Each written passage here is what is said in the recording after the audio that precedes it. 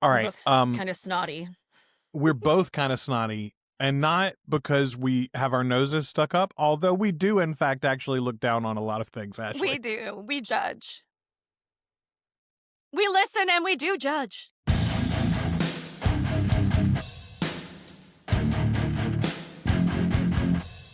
Welcome to the Articulate Coven, the original, unofficial fan podcast and community for Anne Rice's immortal universe, The Vampire Chronicles, Lives of the Mayfair Witches, and the Immortal Universe TV series from AMC and AMC+. The Articulate Coven is Ashley and Joel, but it's supported by listeners just like you. Find out more at articulatecoven.com/join. It's just because of the pollen, though, right now, honestly. Oh, my God. And the weather changes? Like, I know you're in the same boat as me. Like, it is like 40-degree swings on almost the daily fucking basis right now. Like, Literally from 80 to 27 and back again. And you're like, this is unfair, Lord.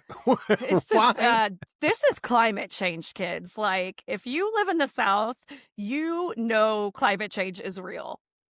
Yeah, for certain. And if you don't, your sinuses are telling you. I'm just excited about all of the oceanfront property that I will own soon in North Louisiana here, right? Ashley. So, right? So close. So close. New Orleans will be here any day. Any day now. Maybe you can get to New Orleans in 30 minutes. That's right. All right. We are the Articulate Coven. We are the original unofficial fan podcast and community for Anne Rice's immortal universe. We talk about her books. We talk about the movies. We talk about the adaptations thereof. What you looking for, baby? We know what you're looking for. Isn't it right there on the side? No. It's not. Hang on. You gotta find the cable. I don't know where your cable is, but your thing is right here. Hi, Ashley. Hey, gorgeous. How are you? I can't hear you Oh. because you're in Joel's ears. I'm in but Joel's I ears. just want to tell you hi. I love you. It's good to see your beautiful face. And sign at each other. I can finger spell. Where are my cables, Ashley? Just take another cable. Just take another cable. Yeah, just turn over the USB stick. What are you Okay, trying to thank you. use? She's trying to use her laptop. She Oh. uses once like every 17 months. But it has like a little magnetic thing on the end. Of course it does. And I thought that's how I have to do it. Yep.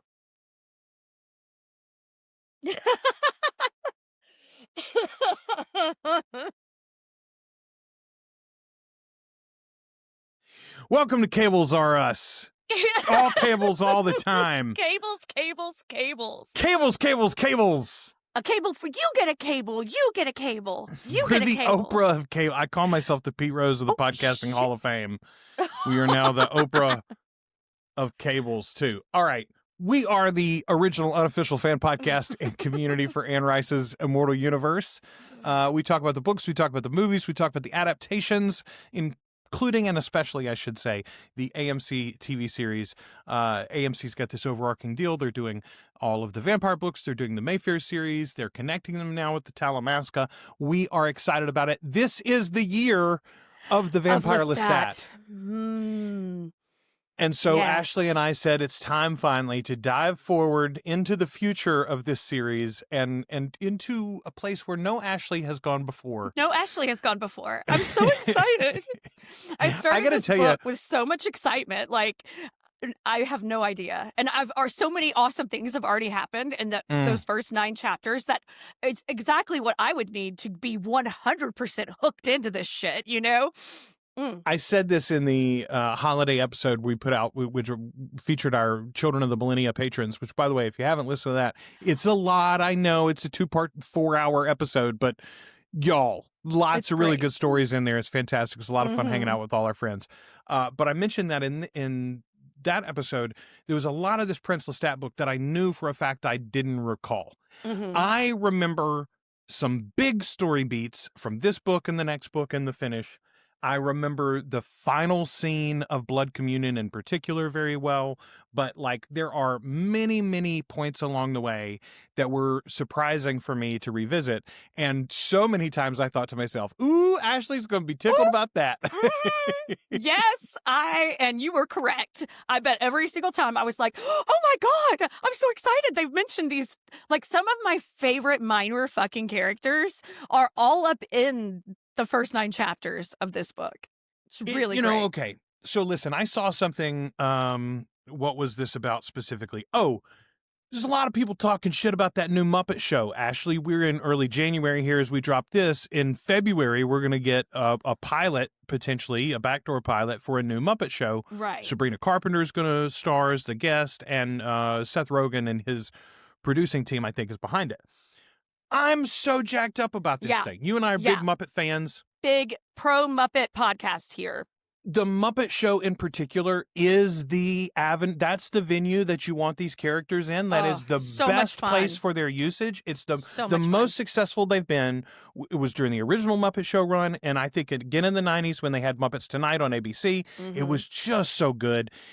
Okay, lots of people throwing muck about the new voice. It's I can't remember the actor's name that plays Kermit, but Whitmer is the guy that everybody wants to say they love now. Everybody gave Steve Whitmer shit for like 15 years because he wasn't Jim Henson.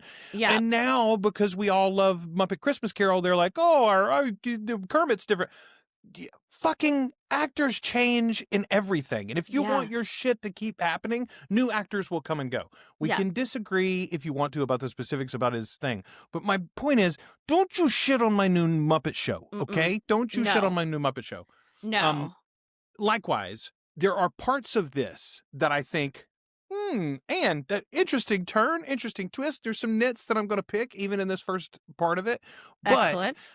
I am so glad that she went back to what was good. She left us on such a crappy turn, y'all. Yes. Like, I know we all loved parts of Blackwood Farm. There are lots of parts of Merrick that we enjoyed. There are a few little pieces of Blood Canticle that were interesting, but largely, Anne had decided she didn't like these characters anymore, I think, when she was writing those books. I don't think she liked them very much at all. And I think that happens to writers sometimes. And you do need to take a step back when that happens because you're writing them into places that they don't belong. You know, I think that happens when you start to like dislike a character, or if you fall too in love with a character, then you might go crazy places with that. Like a lot of people got a beef with Stephen King right now because he's right. He will not let 6 months pass without churning out a book about Holly, and he loves her. And his fans, there's very divided fans about Holly Ghibli.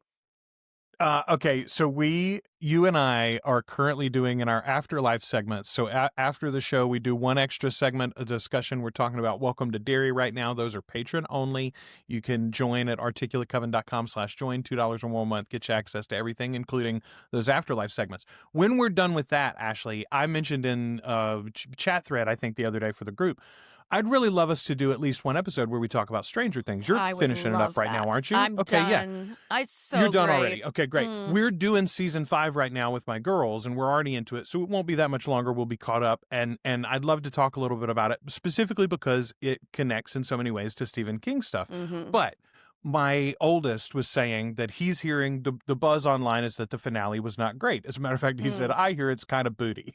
No, and I was like, all right. It's not. Well, it's not. But It's awesome. My point to him was, it does. I think we too often damn an entire thing because the finish wasn't everything we imagined it could be. And I mean, I specifically used Stephen King as an example. I said, you know, it's hard to stick the landing, son. When you've got a long story like that and an overall arc, it's hard to answer everything that everybody wants in a finale. I said, just ask Stephen King. He hasn't written a great ending in about 35 years. I mean, that man does not land the landing always. He writes lots of good books. Very few great endings. Okay, this, though, is not an ending. This is a beginning, and it's so obvious. I mentioned in the thread in our Facebook group that I vividly remember live streaming the dinner party show with Eric and Christopher, Mhm. where they had Anne on to announce the Prince Lestat return and when the book was coming out and all of that. But there was so much promise, even as you begin reading this book, but in the lead up too, it was clear that this was not a one-off. This was not the conclusion. This was a new beginning. She had some stories to tell, and that hope and promise, even though now we know like there's only the 3 and I've read them already and I know what to expect sort of vaguely, it's still so intoxicating to be like, we're off on a grand adventure here. It's been a really long time since I've picked up an Anne Rice book that I had not read. You know what I mean? Like, that was a really cool feeling to have again. Like, that excitement was like almost like electric. I was very excited. And I'm not doing audiobook on this. I want to read it. You know, I need a physical copy. I've got a physical copy of Realms of Atlantis, but I don't have a physical copy of this. I'm reading it on my Kindle right now. It's funny. I just Thanks, decided Libby. for myself the other day that I'm going to go and get a physical copy for Blood Communion when we get to it, because I don't love the audiobook on that. Now, we got Simon Vance for this one and the next one, and I like Simon quite a lot, so I'm really enjoying this audiobook version. Let's talk about this opening for a minute, though, Ashley, because the opening of Blood Canticle in particular was so terrible. Anne and Lestat are bitching at us because we didn't enjoy We're in Memnock so enough. much trouble. We got in so much, and I was mad about being yelled at because I loved Memnock, and It's not me. it wasn't me. I did what I was supposed to do. She opens here with some great dedications. This is the one where she dedicates the book to Mary Fall but John Bon Jovi, her 2 muses, Yes. which I think is hilarious. She's got some quotations and then a history lesson. No room for the bitching and moaning about folks that don't like the old book. She's just into it. Yeah. Okay. A little so I like a little vocabulary breakdown here at the beginning, a little terms. Okay. That's what I was going to say. We get the blood genesis first, and we're the little history lesson. Then we get the blood argo, which is her. I had to look up the word. Argo is jargon or slang of a particular group or class. So this is literally, and I was like, ooh. It's I mean, vampire speak. probably Vampire Alphabetary is a better name for that book that Beckett wrote and put together, but I probably would have gone with blood argo. That's really good. So I love, though, that they effectively do previously on the Vampire Chronicles here. Like, they lay it all out. Yeah, I love it. I love it. It's, you know what? Sometimes you need a refresher. And it had been many years. Everybody's not going to necessarily pick up the previous books and refresh them before they read the next one, you know? Well, I mean, and it's just smart. Like, great TV shows do a really good job of this, like of highlighting even the pertinent pieces of the story that you need for this particular episode. I always tell my wife, I'm careful to watch those on a show that we're binging because they're going to make it obvious what the turns are coming in this episode. Oh, they showed 3 scenes with character X. We know she's going to die now. There's something serious about to happen. Yeah. But it is very, very helpful here, even for those of us who have read those others pretty recently.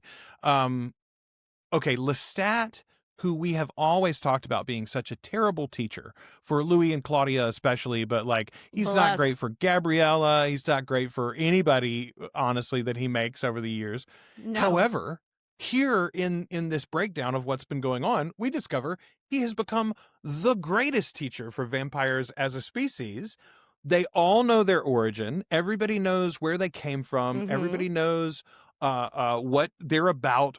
Everybody knows so much more about their powers than they did before, how they're connected to one another, et cetera, et cetera. And like, as we go further in this and we meet some of the elders that we meet in this book, you really understand like the level, things even that Lestat doesn't know. Because of what he laid out, he makes connections for those elders so that they can pull things together based on what he said. Anyway, it's one of my favorite parts of this book is understanding and there's a line that I've written later. He didn't change the mortal world by writing these books, or he and Louis, but they did change the immortal world. Yeah, everybody treats them like textbooks. They're like, okay, so you're a vampire now. Got to read these books. This is going to get you on your road. You know, this is how you get started on the Devil's Road. Have a good time. You know, it's like your like intro to vampirism class. Oh, okay. There's a neat. We talk sometimes about how Anne is not always great with cultural sensitivity, and I think it's just because of her time that she's writing these and the time she was born, etc. But here's an example: Maker being slowly replaced by Mentor. Master is also out of use. And Lestat even goes, I like Mentor actually like at some point later. Mentor. Yeah, I like he's that like, name. I kind of like the vibe of that. Lord. Okay, so we get this intro, like right out of the gate, we meet the voice.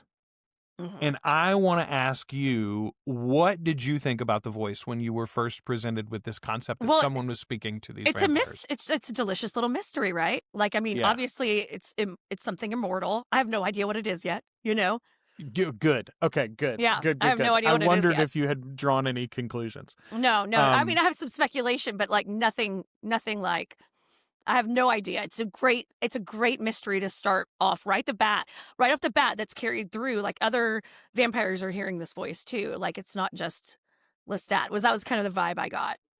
This book is so a sequel to The Queen of the Damned. It feels so much like that. I was going to say that. Like, even the way it's written is the way Queen of the Damned was written. Like, the structure of it.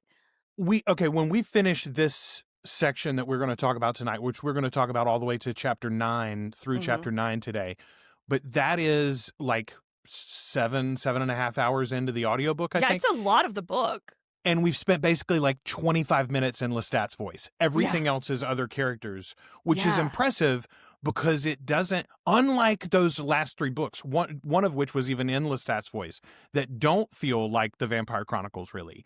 This feels so like the Vampire Chronicles, even though we don't hear much from Lestat for the whole opening. This feels so much like Queen of the Damned. Like, that was my immediate thought when I started reading it. I was like, it's even how she structured, the story. And so it's like pulling in new characters, mentioning old characters that we already know, figuring out how like just getting little glimpses into how everyone has survived all this time, like people that we haven't met or talked about in a long time.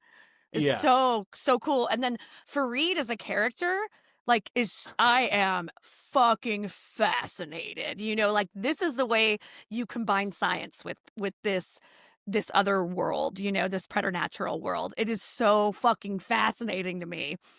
There are some specific things that they've done in the show that I think are going to fairly drastically change this storyline when they get there. However, the fact that we've already seen Farid on camera, like he's been in the show a couple of times already, as shows a doctor. me, they do have plans for this. And the other thing that it shows me is, because again, we're going to talk about timelines in some of these opening chapters. It's like a lot of this stuff has already happened, actually, even pre-Queen of the Damned in some cases. So, like, no matter how the storylines all line up, some of this stuff may be going on in the background. Occasionally, I do feel like Anne is cheating here, right? Like, okay, the Rose storyline, for instance. The Rose storyline is the one that gets me the worst. This is such a, I started to say it's such a big thing for Lestat. It's not such a big thing for Lestat, right? It's like a minor adventure for Lestat that just happens to go on in the background and his lawyers take care of. However, he's never mentioned this person. No, He's never. written like 7 books. You're like, what the fuck, man? Where'd this rose come from, friend? Yeah, that is interesting. Like, because you're like, surely we would run into this at some point. Like, you need to go to your lawyer's office to send Rose some money or something. Like, this never, ever. He never told Louis about her before this. Okay, so Farid and Seth, the fact that he has a little adventure with Farid or Seth, that one's easier for me to write off. And he even says it. I was scared that Maharet and Makari would kill them. And so I never said anything about having met them. And he's seemingly shocked every time somebody else brings up Farid, because it turns out everybody knows Farid. Everybody He knows was like, Farid. I was keeping it a secret. No, everybody knows Farid. Farid's got a job to fucking do. Farid's on a mission. All right, we start though with Trinity Gate, which I love. I liked Trinity Gate when it came up and we met this little coven that Armand has built in his book. but the way it's described here is much cooler. He's already sort of, it's not just Benji and Sibel, but like he's beginning. First of all, he's still being an asshole and won't let any other vampires into New York, right? Yeah, but good the for ones him. that he likes Good for and him, that call ahead, frankly. people can come. And he's letting Benji do his thing, right? Yeah. Benji is doing this radio show. And I Benji's a love that podcaster. Benji is not just a podcaster, but Benji is literally Ashley, before you and I started talking about this actual book, we talked a little bit about our political situation right now. And I don't even want to get into it because I genuinely don't have the headspace right now. But like illegal wars, secret police on the street, crazy fucking times as an American, right? And yet, you have to balance. Every single one of us has to balance some act. You got to do something. And yet you also have to stay safe, right? Benji is saying, please, elders, where are you? We need you. This is our time. Shit's Please messy. come together. Help us as a species and a people, as a tribe. But also he's telling the young ones, stay the fuck away. Y'all can't come here. Yeah. I can't, Armand and I cannot protect you from them. So like, and that's what I'm saying. Like, and furthermore, I can't really protect you from Armand. Well, yeah, I mean, Jenny, right? I can't talk him out of anything, right? No. I'm lucky that he's letting me do this radio show, probably. Right, frankly. But we individually, like, you have to. Not all of us can run an underground railroad or something, right? Like, you can't. We just you have to do within your resources, within your means, how you can stay safe and how you can. Yeah. But you also have to think about how you can sleep at night. That's my point. You got to do some. You can't do everything, and you've got to find your peace in that. Okay. That's what Benji's doing here. Benji's getting not some panicking. stuff done. No. He's getting the work done. Yeah. Absolutely. I love that. I like how functional Benji is too. Like Benji and Sibel are much more functional. You worry about people that spend too much time with Armand. Okay. Benji and Sibel, and you got to kind of dive back into their backstory, right? But he effectively saved these street urchins, right? These two street urchins he saved and discovered, and they saved him sort of in his burning, et cetera, et cetera. So like, I think this is a case where they had abusive parental figures in their own real mortal lives. And while Armand is real fucked up, he's not actually abusive to them. And so they have the scaffolding to hold a parental figure together and to prop up the day-to-day life. And now they are very thankful that he's put them in posh places and granted them immortality and doesn't, beat or sexually abuse them, et cetera, et cetera, et cetera. Anyway, that's what I'm saying. Like it's a very good codependent parent-child relationship, actually, between the three of them, I think.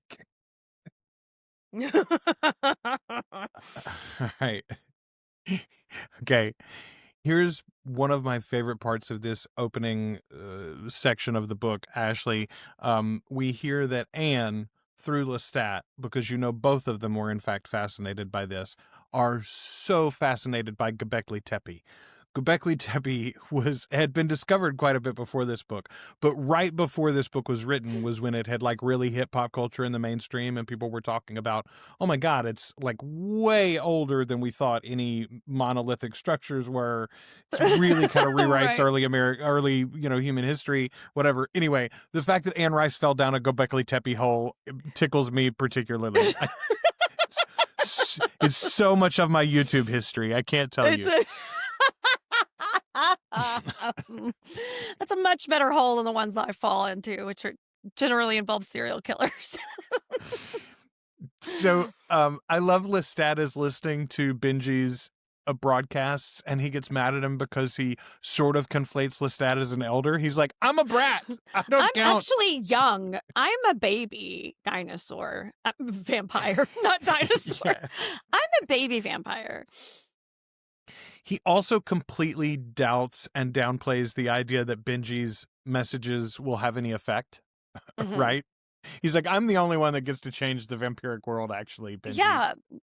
Why would people listen to you?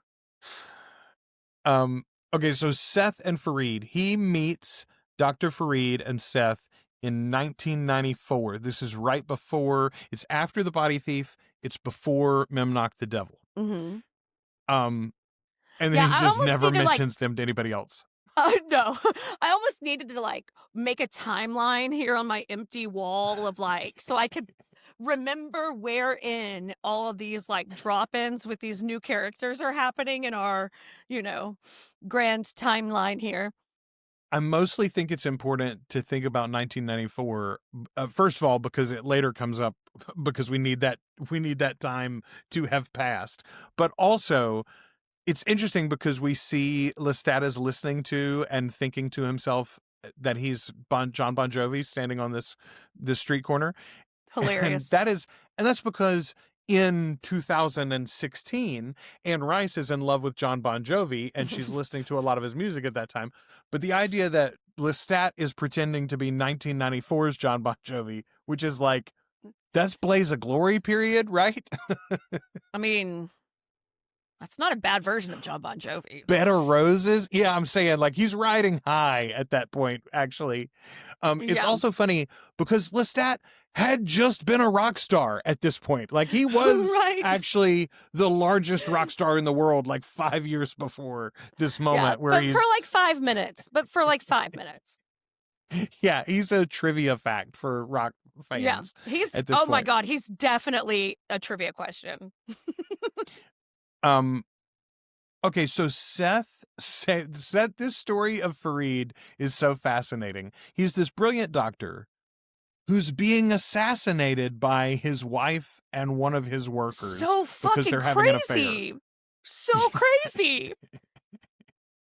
God damn. And so Seth swoops in and saves his life and turns him into a vampire because Seth was a healer 1,000,000 years ago. And he's like, yeah, I don't understand why there is no physician or scientific researcher among us. Why aren't we actually strategic about who we're bringing over into the blood? Maybe we could bring smart people that do things that we need them to do. Maybe not just pretty people we want to fuck. He literally says, I don't understand it. A world in which the most outspoken and high-profile blood drinkers are all romantics and poets who bring into the blood only those whom they love for emotional reasons. It's a really valid point. I'm not gonna lie. Not anything I've ever really occurred to me before, but like I was literally like, sir, nobody asked you to accuse me, actually, and ruin my Tuesday. But I always think about like, when I meet people, I'm like, what sort of position could they be on my zombie apocalypse team? Like it's something to consider. You want to have people with skills around that you don't have, especially. It is a great point that he makes, though. And it is one of those things that's like, why hadn't we ever thought about that? It's not just him. Like, Seth and Farid are both fascinating and really bring some perspectives to this series that we've never had before.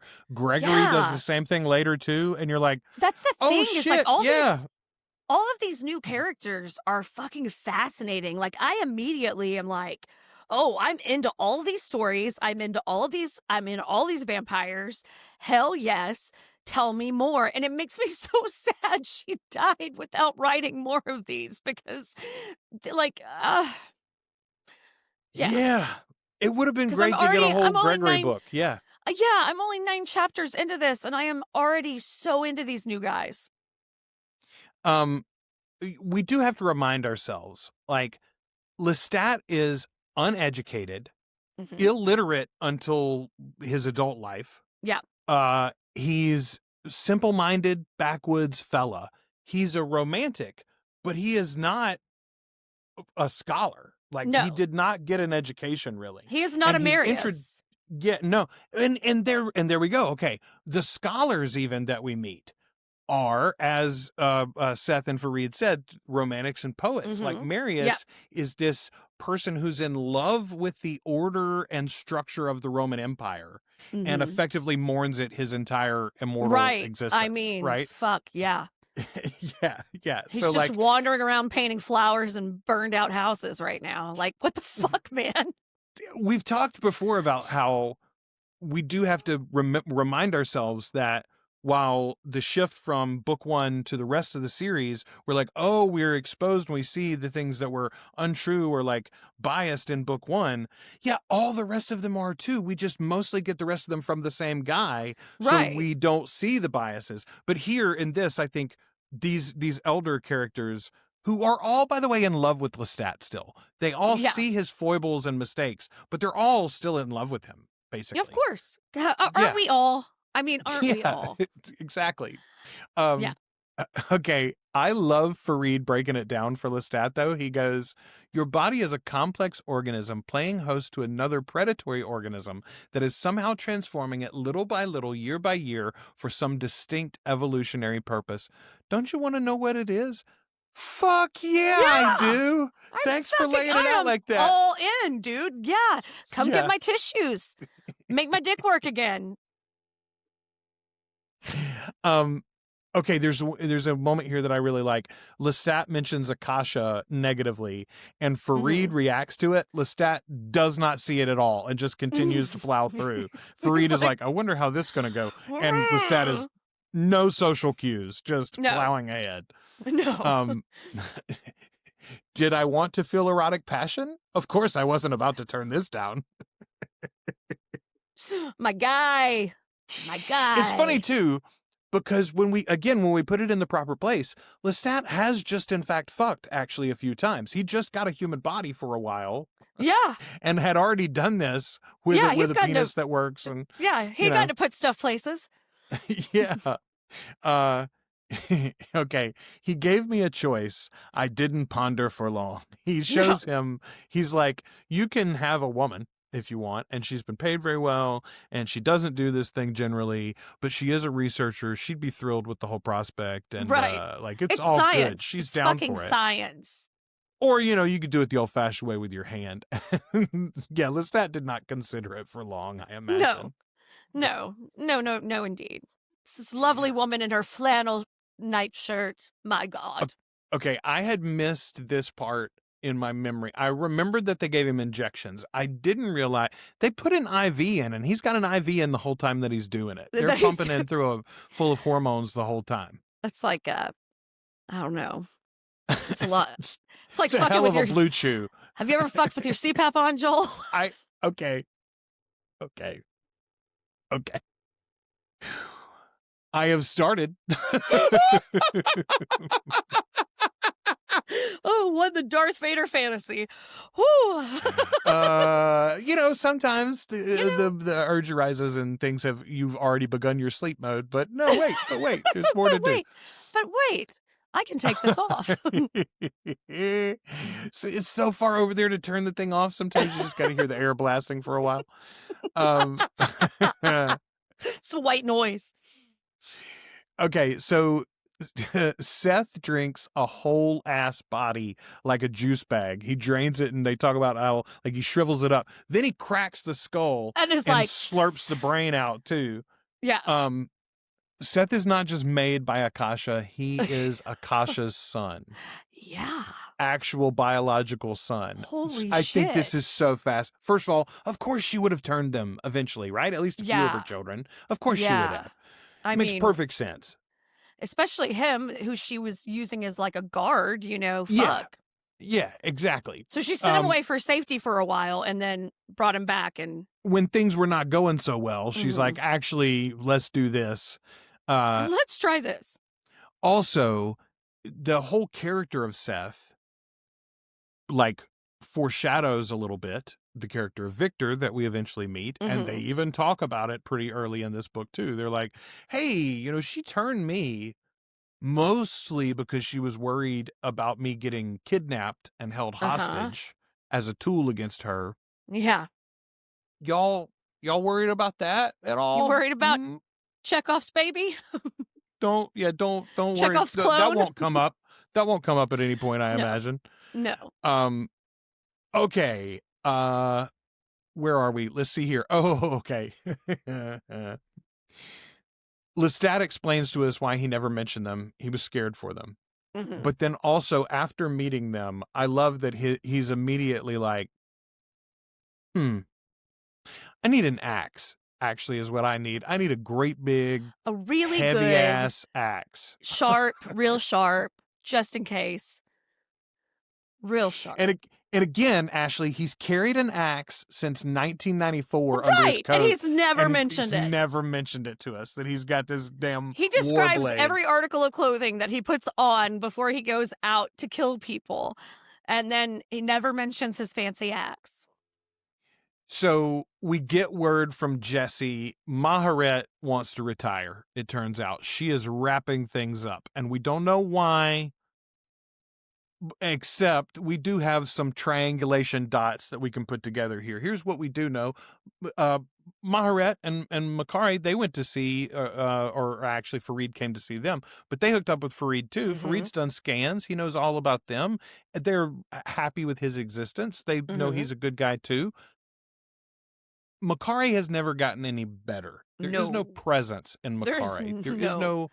There's no conversation. There seems to be no intelligence. And somewhere in the recent past, Maharet is like, we're going to stop trying, actually. I'm going to quit worrying about that. 4 years before this book takes place. So we're talking about now in like the early 2010s sometime. Something very unexpected occurred. What was the unexpected? Well, a bunch of shit happens, actually. But the one that they're talking about is that Farid showed up and they discovered each other, and she got all of these scans, and she began to understand, okay, there's no sense in playing her anything. There's no sense in telling her stories or talking to her or taking her on these walks. She is not there. There's not a personality there. Yeah. Yeah.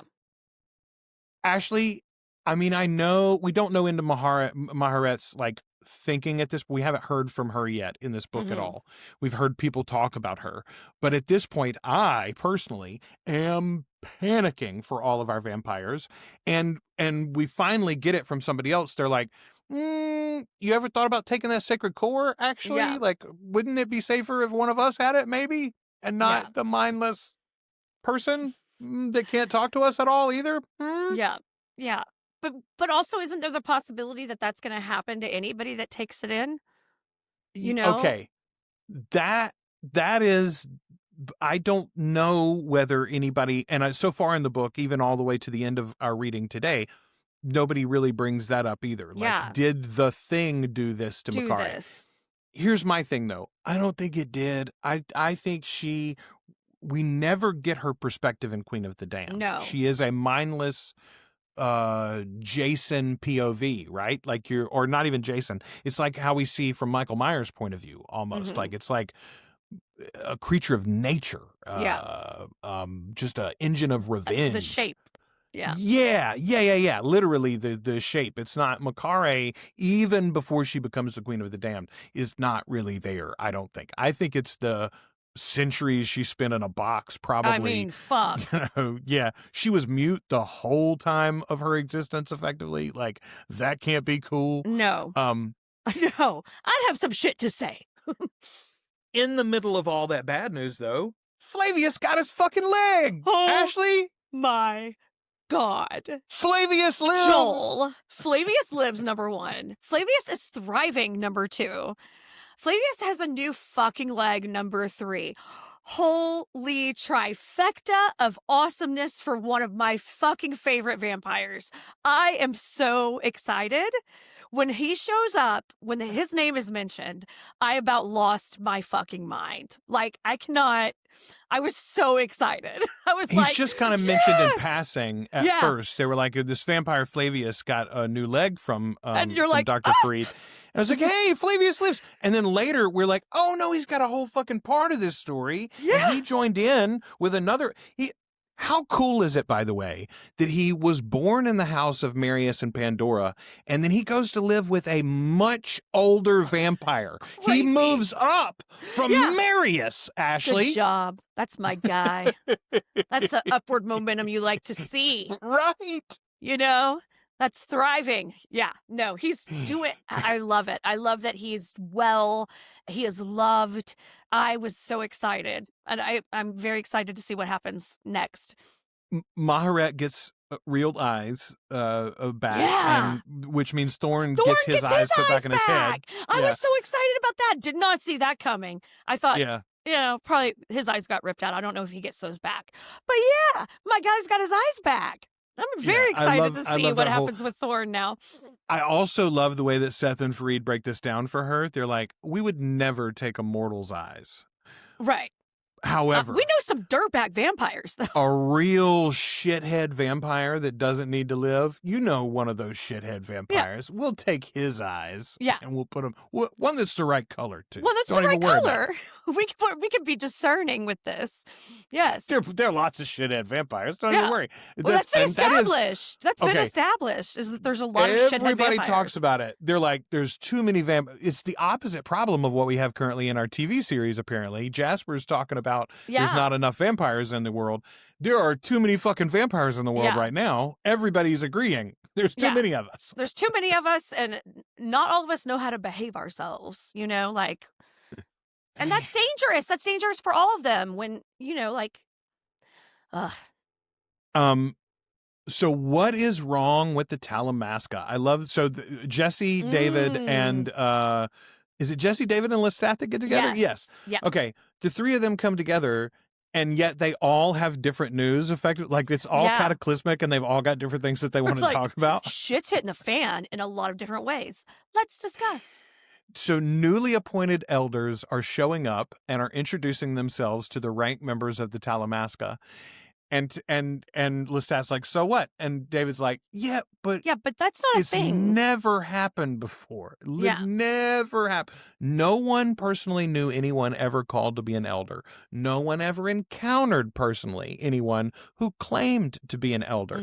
Mm-hmm. And Jesse at first is sort of scoffing at it. She's like, but David, you didn't really think they were immortals, did you? And David's like, yeah, I did, as a matter of fact. Why did you not think they were immortal? That's the real vibe they're giving.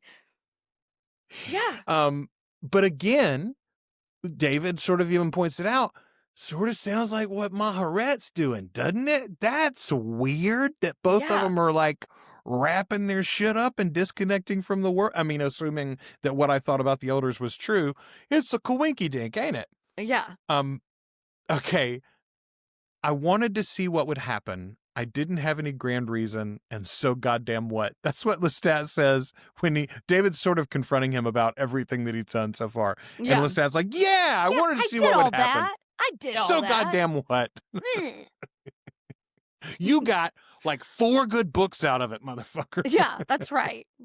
Publishing rights. Okay, so David shares his time with Fareed, and then gets attacked by Lestat for some reason. Like, Lestat's just like, I'm going to jump you, actually. Drain you a little bit. David's like, don't do that. Lestat's like, no, I'm gonna actually. Have a little nip of the... a little dip in the nip. Lestat's a real rapey sometimes. I don't... Yes. Don't do that. Yeah, okay, I love it, though, in this discussion. They don't call it this, but, like, Lestat says that every maker should be able to drink from their fledglings anytime they want to. And I'm like, you got a free use kink, Lestat. Yeah. Bro, no one's your drinking fountain. Like, that's... Okay. He just wants an excuse to suck on his hot friends. Maharet has told Lestat to lose this phone number, actually. She's like, we're not going to be communicating anymore. I'm sorry. You wear Bye-bye. me out. You wear me out. Lose this number. Okay, genuinely, we sort of mentioned it in passing, but how do you feel overall about all of these revelations that come in this first half of the book, the last 20, 30 years, things that Anne is now saying happened in her world that she just hadn't bothered to mention anywhere previously? Like, are you okay with it? Does it bug you at all? Some of it bugs me, some of it I'm fine with. You know what? Here's the thing. I am gonna go into this with the same, like, this is so much new excitement that I have not had in a long time with one of these. And it feels like, I feel like I'm like 14. You know what I mean? Like, I am really, really, excited and like, oh, like all the possibilities that are in these next pages. Like, I did not want to stop reading. For one, I was like, and I was at work and I was like, you got to put this fucking book down and fucking do some work, Ashley. So like, I was like, oh, fuck, but I do not want to put this book down. I'm really Yeah. excited. I also know that like we're only seeing glimpses into their lives in these other books. So it's not like they've gone and told us like a day by day fucking breakdown of their lives. Yes. There's whole years that we don't know what they were doing. There's whole sets of years we don't know what they were doing. And even within that, like we know that, I mean, yeah, no, I don't feel like it doesn't have like a retconning feel to me or anything like that. Well, I am there are parts of Queen of the Damned that are that, right? Like I think specifically about the Devil's Minion chapters, or the Devil's Minions chapter. mhm. No, it's just a single minion, isn't it? Anyway, that's what happened. So like in the third book, he fills in from the end of the first book and Right. all during the second book. This is what's been going on with Daniel and Armand off screen while Yeah. we've been over here telling these other stories. So like it's not totally a new idea that they Yeah, would do it this. doesn't, and it really, so far, it's not bothering me. Yeah. There's some pretty big shit, like you said, Rose. Like fuck, like that's a So, whole that's- like that's a yeah, whole like that's where we are lifetime of a now. little girl. Like Rose's story is the one that sort of sends me over the. I'm like, really? He never mentioned this girl. he's raising a whole child over a here, whole child. I a mean, whole to be ass fair, child. he is a fairly absentee father for Yes. long periods. Well, and also that is a real fucking Lestat thing to do. I feel like too, like. A secret family, of course. He has this fucking secret family. I mean, He'd he be did that it in New asshole. Orleans, right? Yeah. Like he goes and has a whole love affair with Antoine, which Yeah. we also talk about later. Well, yeah. Which I love. I love the scenes with Antoine in this book where he's talking about how Lestat would come to him and be like, I can't share my heart with them. They make Yeah. fun of me. Yeah. Which again, we see that perspective in the TV show Yeah. in a way that we don't really in the first two books. I would Lestat say, yeah. talks shit about Louis, but he doesn't talk about the idea that he was hiding parts of himself from them because they wouldn't accept him. Yeah. And we see that in the TV show. The idea that, I mean, specifically the question of sexuality, right? Louis is sort of niggling at Lestat all the time because Lestat's bisexual and Louis has decided to only be gay. And yet, like, it's a silly question. And the idea that you're both immortals and like Right. you're in the 20s and 30s and 40s in New Orleans and you're arguing about, whether it's all flavors or just some, like, I don't know. The Right. whole thing seems silly.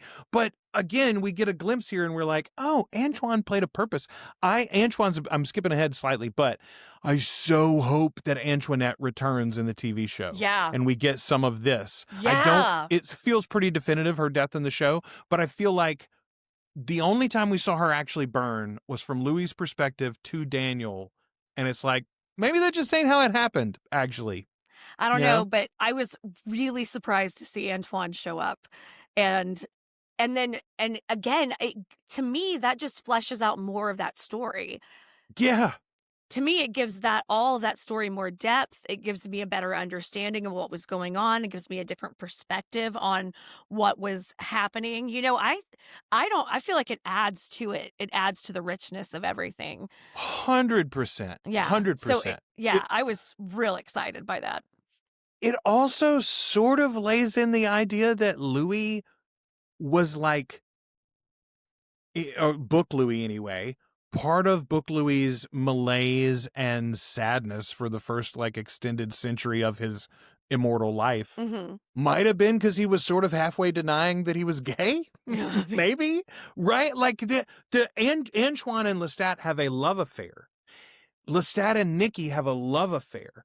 In this book, at least, the way that it's laid out is like Louis and Lestat don't have a love affair until like late, actually. Yeah. Like Lestat's been pursuing him and Louis has sort of been denying him actually for centuries. It almost feels like in these books.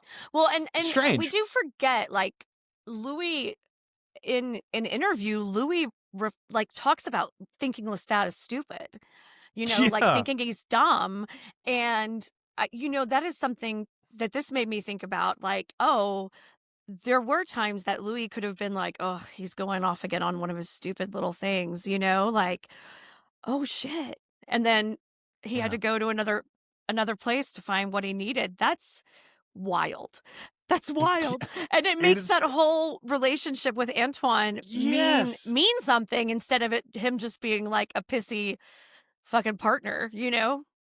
And I think which by the way, a little scheduling comment here, we're going to do 4 episodes about Prince Lestat, the book, and then we're going to go into our full rewatch of the show. We're going to do episode by episode breakdown of the whole Interview with the Vampire season 1 and season 2.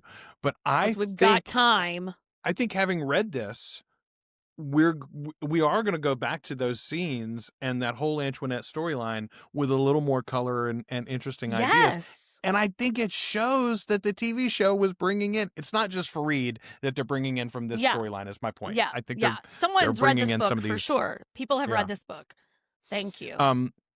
Okay. Rose's story, man. So fucking tragic. Okay. Kelly and I used to laugh. We watched Yellowstone, and I think the son's name, the grandson or whatever, is Tate.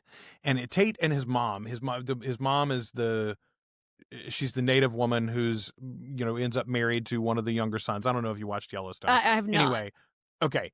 Tate and his mother are constantly in danger, Ashley. Every fucking episode. They're kidnapped. They're in a car accident in the middle of nowhere. They're, her pregnancy is in danger. There's a miscarriage storyline. It's Kim Bauer on 24. Continually. And the whole time though, I thought to myself, well, thank God they've got all the money on earth to solve these problems as they come up, right?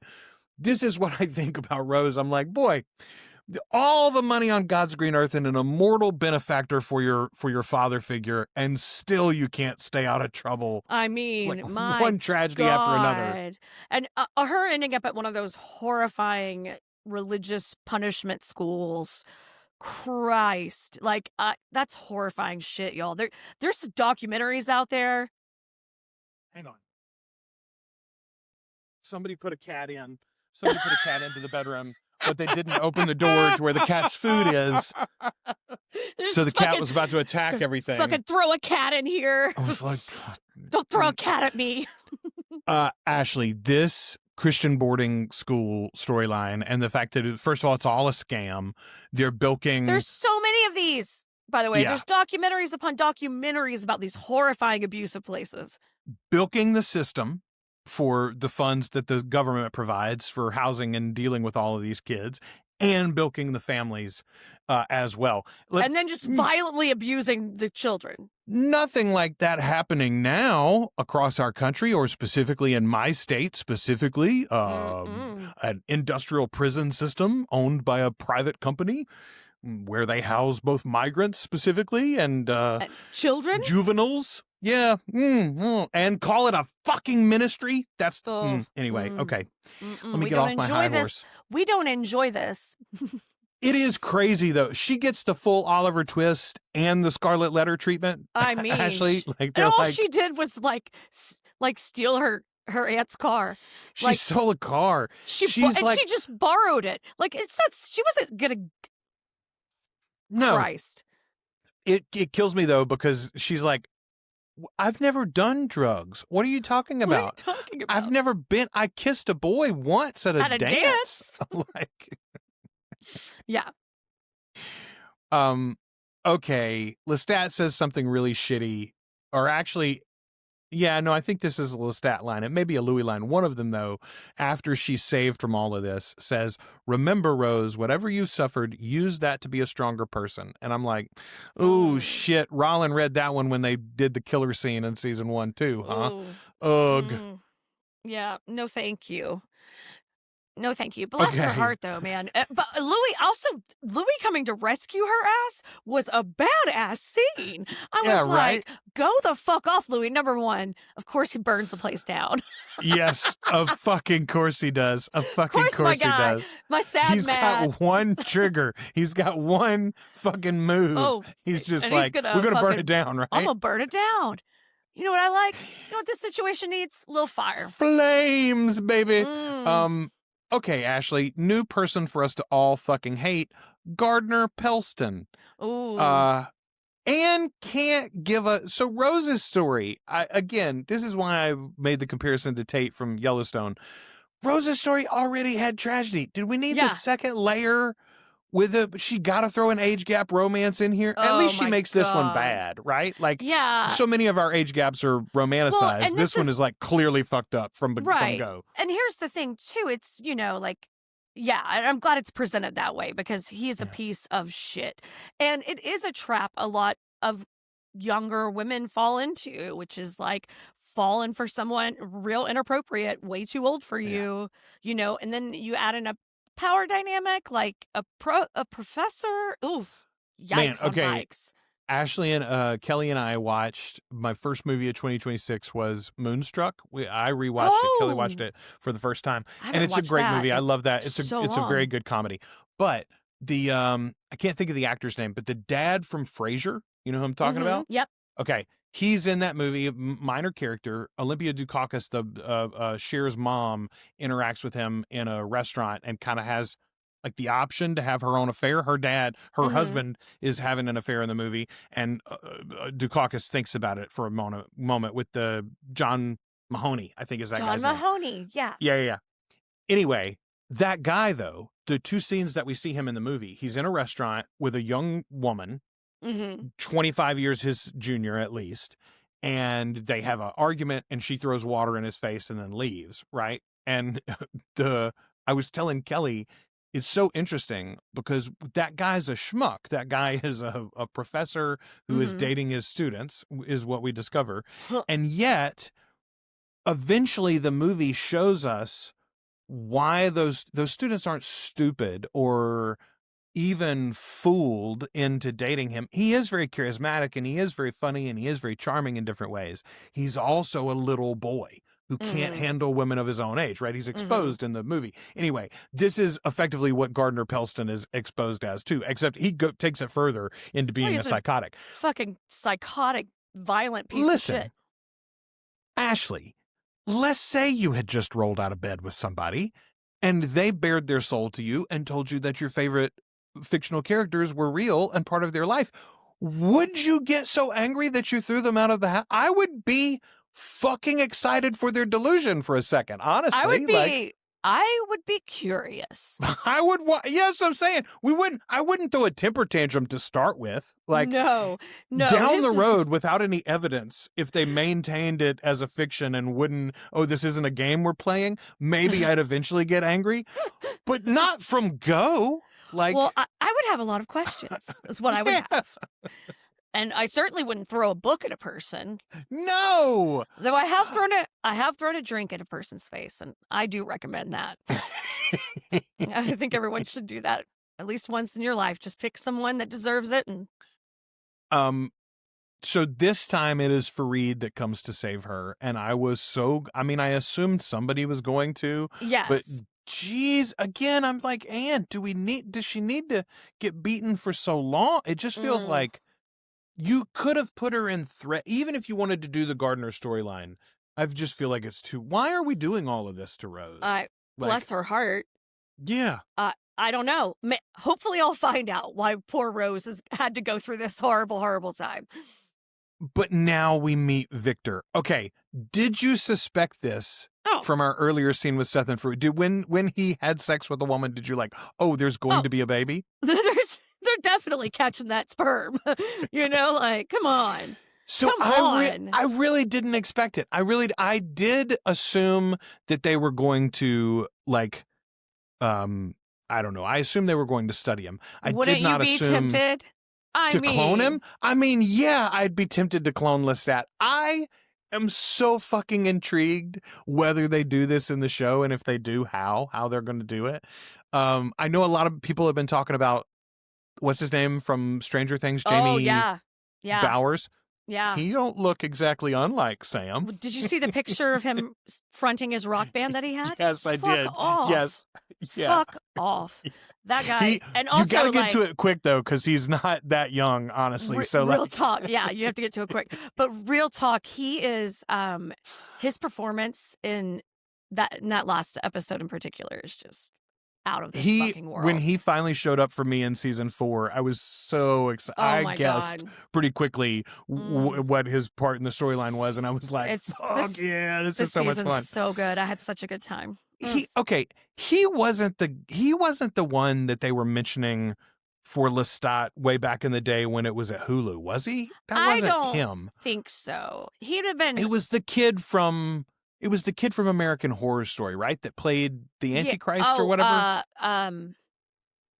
I say kid. These are all 30-year-old people. These are They're grown. not. These are grown adults. These are grown adults. Every single person we mentioned is all grown adults. The kid, They're- the kid. The kid. Yeah, that blonde kid. Anyway, blonde I kid. don't think it was Jamie, but they very much have a look. You can see yeah. why people could be into it. We Them would all love to cheekbones, see baby. him in that universe, regardless. Them cheekbones. Mm. Okay. Victor. We get a little glimpse of Victor here. We don't get much with him. I love, meanwhile, the little glimpse of Cyril that we get. Okay. We get several of these, but Cyril's is so brief. Cyril's chapter is like 20 minutes long, I think, and that's all we get with him, basically. Yeah. But Cyril's a perfect example of what we've talked about earlier with Seth and Fareed, and then later we go with Gregory too. Yeah. Cyril never believed the vampire blood god bullshit. Not once, not for a second. He was like, no, that sounds like nonsense shit to me. But also, he did know a way out of a bad life when he saw it. He was like, "Oh, I'll take the elevation for sure, Yeah. for sure." Yeah. Bet. Let's do it. I'm not buying your bullshit, though. Oh man, there's a good line from Antoine. He's talking about the romance with Lestat, and he says, "Didn't those kisses sometimes sting?" I love the idea that you're dating a vampire, you're getting drained on the regular, and you're like, "It's weird how I have these wounds when he leaves." And like my lips just a little tingly. I don't know. I'm always so woozy. I'm always so woozy. He just takes my breath away. Antoine describes his life as music and pain. Yeah. And like, poor Antoine has a really rough time of it.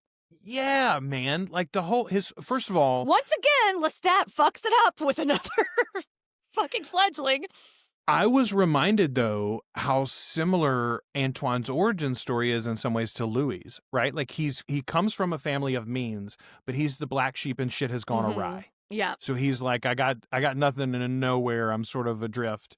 And then he finds Lestat, and Lestat pays for everything and is his, boy toy on the side.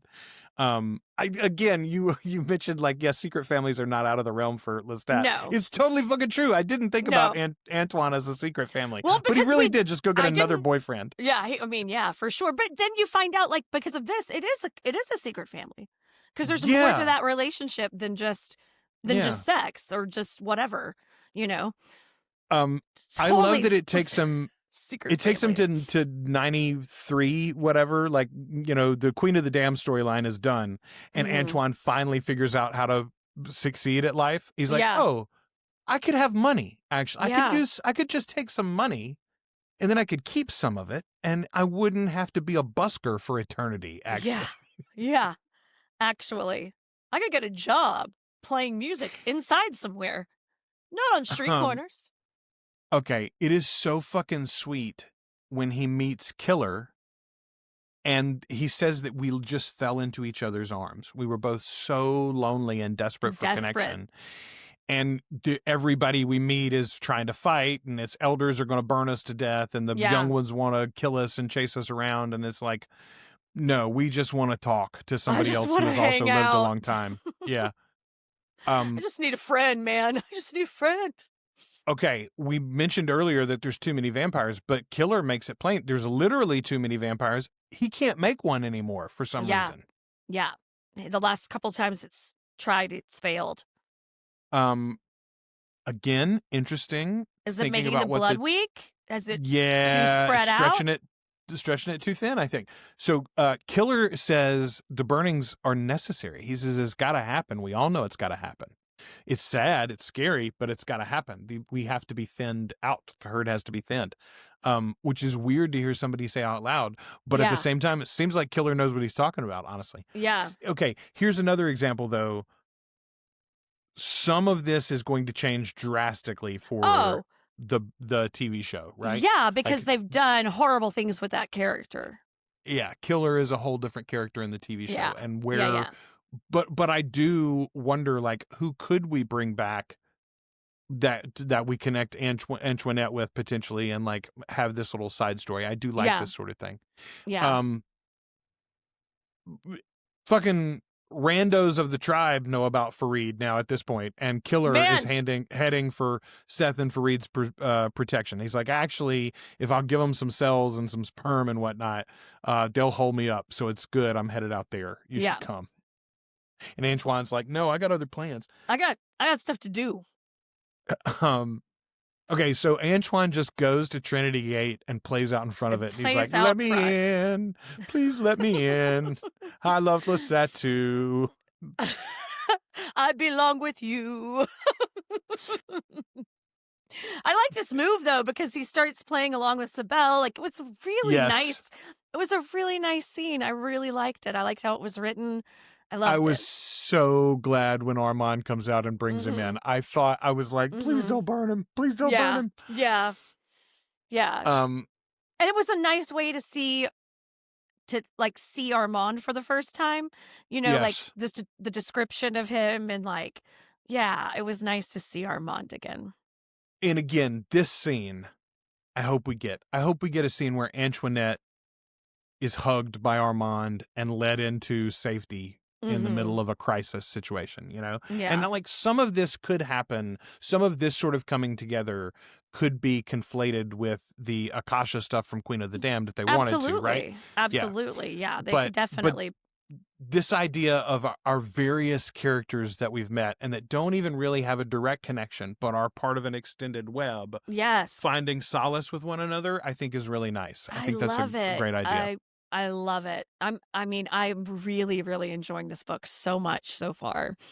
Man, we meet Marius for the first time in this one, and he's painting, and I just immediately I was like, boy, I hope when we see him for the first time in the show, he's at a canvas. We're seeing from behind at a canvas. Like, you know, he could come and save Lestat. Lestat's calling out for him and thinking about burying himself or whatever, or did bury himself. And he could come and save Lestat, and we don't see that. That's all muddied, blurry, whatever. We don't know who it is. And then when we see him clearly, I want it from behind. I want him at the canvas. I want him painting. It's such a when visual, we see him the first time. It's such a visual like thing that I associate with him. And of course, Marius comes in sad sack. Like Daniel's happy now. Like Daniel's doing good, and now Marius is like, "I'm gonna paint flowers in the ruins." What the fuck, man? Okay, so Marius is hearing the voice too, and very specifically, it's telling him, "Burn them. Don't you know they're dangerous to your loved ones? Yeah, burn these young ones. Burn them out. You could do it." Like an almost it's almost like invasive too. It's whoever not, the voice is, it's like trying to control him. I'm literally thinking to myself already. I'm like, what if Akasha got the villain at it? What if this voice is the reason why Akasha did the burning? What if this voice is the reason why the elder put Akasha and Inkle into the sun in the first place? Yeah. Right? Like I'm like, because we don't know who it is. But all of these people that are the prime movers in this story are all ancient as fuck, right? Yeah. Like Lestat is not a prime mover, honestly. He's a side character so far in what's going on. And the ones that are all 6,000 years old. Yeah. These are fucking, Okay. Let's see. Some of these guys, make Marius look young. I love this moment where we've had several chapters in a row where we've been seeing all these stories. And then we realize we haven't been seeing any of those stories from Lestat's perspective. Gregory. We meet Gregory, and Gregory's been watching all these motherfuckers come together and hear what's going on and what's happening. And we're like, who the fuck is Gregory, though? Where the fuck did Gregory come from? Yeah. Okay. I think this is my favorite part of the book so far. And we're cheating, I guess, because it's a big, long section of the book, too. But Gregory is the one that was mentioned earlier as the ancient vampire who's in love with Lestat. Mhm. Jesse had mentioned that somebody was in love with him and wanted Lestat to come to him. And Gregory it has almost made saved. it seem like at that time, like that could be the voice. That might be the voice, That's like, what I thought at that time too. Yeah. Or yes, I very much thought that's our antagonist, and he may Yeah. love Lestat, but it's like a possessive type of love. I need you as one of my toys, and Yeah. when that's not going to go well, things are going to go badly. But no, apparently Gregory was the one. Gregory is the 4th vampire ever made by Akasha. He is one of the old oldest. as fuck. Yeah. He was one of her lovers. Okay, and I fucking love this little insight. Akasha had a bunch of lovers. Yeah. And Inkle was fine with it. He just didn't want one to stay around for any length of time. Yeah. One You could have not as stay. many, you gotta keep some variety and You rotate gotta them in and out. fuck them and flush them, actually, Yeah, is what fuck you 'em got to and do. Yeah. Give them the goldfish treatment. So I love him so much. He sees what is going on at first, and he's against what Akasha is doing. Mhm. And yet, once he's turned, he's like, oh, she might be right. We might be gods, Wait a minute. actually. This is pretty crazy, actually. So, okay, this is one of those rewrites, retcons, however you want to look at it, additions that I do not mind at all. I think it's very, very interesting. Gregory is the one that put the twins in their boxes and sent them on to separate parts of the world Horrifying. to be separated for millennia. And yet he's this character that we're already falling in love Yeah, with here that after the we're- first yeah. few chapters. You're like, Absolutely. wait a minute. You're like- But we've met Seth, and Seth was literally Akasha's son and a member of the king's blood or the queen's blood that chased the rebels, et cetera, and yet we also know he's a good guy. Right. It is fascinating to me to see these ancients and that still weren't corrupted in the way that Akasha and Inkle were, or even that went crazy like Cayman, right? Like Cayman lost his mind effectively, and these just didn't. These were like, no, Yeah. actually. Well, and it just goes to it goes to show you that these creatures have lived such a massively long life that they've been several different versions of themselves. We all do that in our own lives, in our own little, short little blips of time here. You change so much over that you've probably lived your life as like 2 or 3 different people by this time, basically.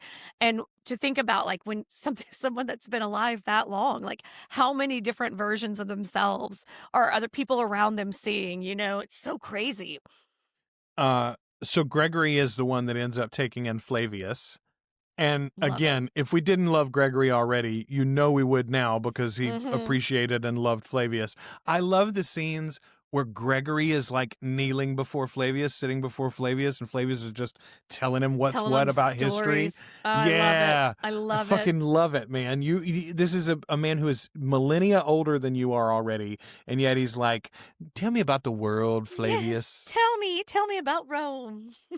Avicus shows up with Zenobia. They join Gregory's crew too. I was so excited.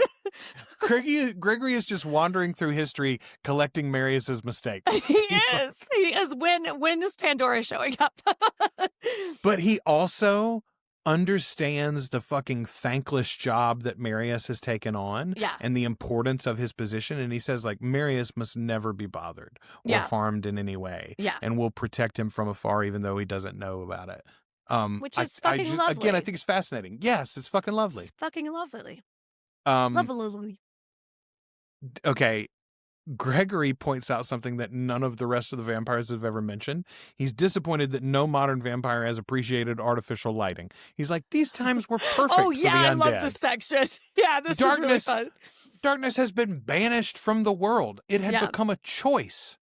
I was like, yeah, I bet it would have been better when you can walk around downtown and all the shops are open, actually. That probably would have been helpful. Yeah. Yes. Yeah, it's easier to find someone to kill when you can see them. Okay, we get our first mention here of Rashamondes. So you've heard about Rashamondes a few times because people mention him as one of their least favorite or one of their favorite Right. characters in our Yes. previous episode. Okay, so Rashamondes is the one that ruled France in the time of Magnus. When Magnus was a human, when he was an alchemist, Rashamondes was in charge of France. He's the one that Yes. said Magnus can't have the blood. Yeah. And yet, it was a young acolyte of Rosh named Benedict. He's the one that Magnus ties up, drains, and uses to turn himself into a vampire. And I love Gregory is like, I cannot explain to you how much this fucked us all up when this happened. When word spread that this motherfucker trapped a vampire and drained him and turned himself into one, we were like, Fucking crazy. You can do that? They could do that? Whoa, how are we going to protect ourselves? Turns Yeah. out nobody else tried, really, actually. No, because it's a hard to do. crazy, fucked up thing to try to do. The fuck, Magnus, man. Okay, we learn Alessandra is the name of the old queen that was with the Coven under Paris. She was one of Rashamondes' crew, too. Crazy. Crazy. It's so wild seeing all these characters being Connections, brought right? back up and connected. I am so excited. So Rashamondes was made by Akasha and then trained by Gregory. We hear about Hexeth and Texamon. Tescamon we had heard about previously, but he created another vampire. Gregory says the most malformed vampire he's ever met. So I'm like, what's wrong with Hexeth? What the fuck happened to him? What's going on over there? But okay, this is when Gregory starts talking about it, and he's talking to, I can't remember who he's asking. But Gregory's like, you ever thought about being the king of the damned? Like, it is weird that we let the person with no brain have it, right? Just hang out with it. Yeah. Man, okay, Gregory says to, I think he's talking to Flavius when he says this, I wish there was a better word than kindred. And first of all, I was like, oh, he said the thing. Ashley, have you and I ever discussed the Vampire the Masquerade TV show, The Kindred? We haven't, but I loved it. You've seen it, right? Okay. Yes. At some point in the future, I feel like we're going to have to cover that. I'm sure it's streaming somewhere. It's a silly little show, but I it's so loved up it, our though. alley. Oh, Yeah, I loved yeah. it. And the casting Very, was very good. so fucking good. Like that. I loved the people in that. If you have ever read any of the Vampire the Masquerade stuff, if you've ever played a game of that role-playing game, Yeah. you would love Kindred the Masquerade. That's the name of the show. was Look it so up. I think it fun. was Canadian originally, but very, very cool. Low budget, sci-fi Yeah. type series. Yeah. Okay, Gregory throws a little shade. He says, the Talamasca gets idiots like Benjamin the Devil or loquacious Tinkerbells like Lestat, so they think vampires are harmless or at least more interesting if left alive. He's saying if they had ever captured me, they would have figured out would they had not to fuck exterminate with us. Yeah. Yes, Yeah. they wouldn't have let us be. But since they got Cayman and they got Lestat and Marius once in a blue moon, they're like, oh, we'll just watch them and write about their They're stories. fascinating. Yeah. Loquacious Tinkerbell. That is so great. Seriously, though, like, how fucking cool that we're 7 hours into this book, 7+. We've got about 30 minutes of Lestat's voice, and yet it feels so much more like the books that we loved than where we left this series. Yeah. You know? Yeah. This has been such a treat. Like, God, immediately when I started reading this, I was excited. Man, this opening section, we bit off more than we should have chewed, by the way. I should have broken this up a little differently. We're going to have much shorter sections the next time. So for our next episode, we will finish part 2. It's about 10 more chapters or so. Then we'll do part 3. Then we'll do part 4 and the closing for our next episode. So that's the way we're going to break this down. Excellent. So all you got to do is read to the end of part 2 of the book for our next episode, and we'll be rocking and rolling there. I'm so excited that we're doing this one now. And genuinely, we got to look at the calendar. We'll see when they're going to release the show. But if we can get to Realms of Atlantis before the season 3 premieres, we will, because I know you're going to be like wanting to race Ready ahead to go. and see what happens. Yeah, absolutely. Ready to go. All right. Stay tuned, folks. If you're a patron, you're going to have an afterlife coming up after this. We're going to talk about Welcome to Derry, episode 7. Jesus it is some Christ. heavy there's a lot of fun stuff in the opening of this book. There's not a lot of fun stuff in episode 7 of Welcome to Derry, y'all. This was the hardest one to rewatch. Yeah. This was not. I wasn't excited to rewatch. There's this one. lots of interesting stuff to talk about, though. So come and Yes. join us for that, and we'll be back in just a week with part 2 of Prince Lestat, the latest in the Vampire Chronicles from Anne Rice. Until the next time we talk to you, we have been your hosts. I'm Joel, I'm Ashley. and we are the Articulate Coven.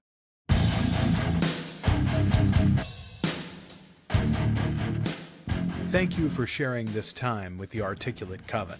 Support the show as either a free or paid member at articulatecoven.com/join. You can also find us on YouTube, Spotify, and wherever you listen to podcasts. Find more from the Coven with our sister show, Flan Again, covering the works of Mike Flanagan.